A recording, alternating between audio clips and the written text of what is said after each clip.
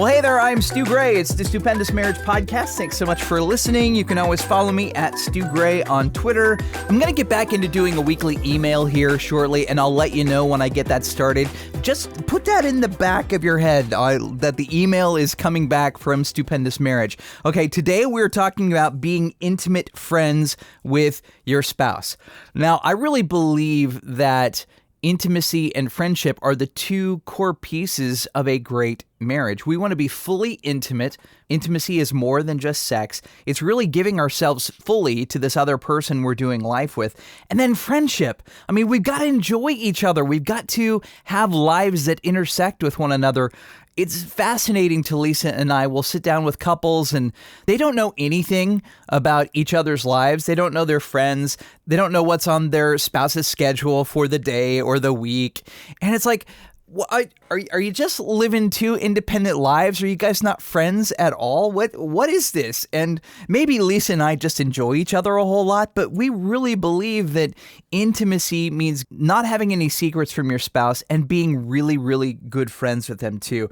So that's what this is about today, sharing your interests with one another. I mean, I really believe that even if you just take up a hobby together, finding an interest that you both can do together, that draws you together. It builds your friendship. I mean, what did you start your marriage doing, right? We usually started by going on dates, and dates were usually several hours long, right?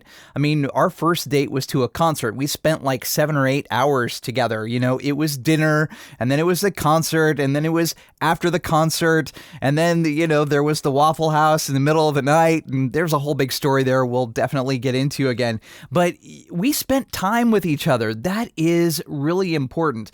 So sharing your interests and developing a deeper friendship with your spouse. I think laughter is a priority for intimate friendship. If you can't laugh at yourself, if you can't laugh together with one another, it usually isn't good to laugh at each other, especially if you're fighting. I've learned that the hard way. Don't ask me how.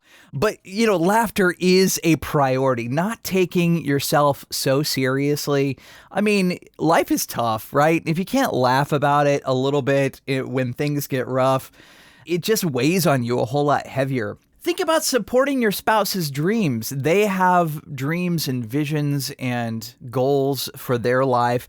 And if you can make something happen in their life or enable them or encourage them to chase after their dreams in a way, I mean, we all have seasons in life. We can't do everything we want all the time, right? And I totally get that. But within the season you're in, can you encourage your spouse in whatever they want to do? I mean, if it's just, hey, can you take the kids for a day while I go, have a girls' day?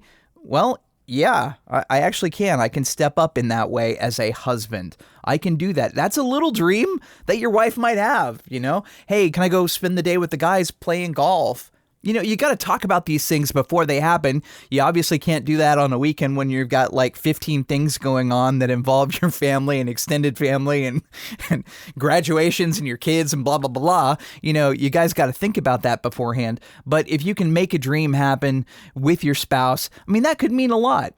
You've got to become a good listener as intimate friends. I believe that good listening is a full body sport. We've gotten away from really listening to each other in our culture. I mean, we usually have the little device sitting in front of our face, right? Even if I'm talking to Lisa, I have my phone going in front of me most of the time. And that's really sad to admit. That almost hurts me to admit that, right? And she'll go, okay, so I really want your attention. So can you put your phone down? And she calls me on it a whole lot. And it makes me feel horrible because I just get wrapped up in doom scrolling with my thumb. You know what I mean? So back to full body listening here. What you need to do, one, put down your phone like I need to learn how to do, but definitely turn toward your spouse. Eye contact is a good thing. Make sure you're listening more than you're speaking. Listen to understand, not to just jump into the conversation, not just to one-up them or try to finish their sentences. We've learned that we're different than we were yesterday and last month and last year. And when we started our marriage, we're different. We're different people, right? We grow up. Some things have changed in how we do life and what we believe. And if I assume that I know my spouse, my wife, better than I do, she will constantly say, I am not like that anymore. She'll call me on it. She's good at that. So again, full body listening is a big part of being intimate friends with your spouse. You want to spend time together. Again, I talked about it earlier. I mean, when we first started dating, we spent hours and hours and hours together. We couldn't get enough of one another, right? Where does that go? Well, it does go with life because life gets more complicated. We add things to it with responsibilities and jobs and kids and all the things of life, right? So it means priority. Prioritizing time together. Can you find 15 minutes where you can have coffee in the middle of the day, or right before bedtime where you can pray for each other, or maybe even before you go to work? Can you wake up and go through your day and go through your schedule and just see what you got going on? I mean, these check-ins are a good thing for your marriage. An intimate friendship, I believe, works on yourself before you try to fix somebody else. There's that biblical principle of the log in your own eye before you're trying to get the wee little splinter out of the other person's eye. You got this big old thing that you're hauling around in your head. And if you could get rid of that thing, that would make you a much more pleasant person to deal with. And it would give you new perspective on the other person's little itty bitty thing. I found in my life, I've had to work on that log in my own eye a whole heck of a lot.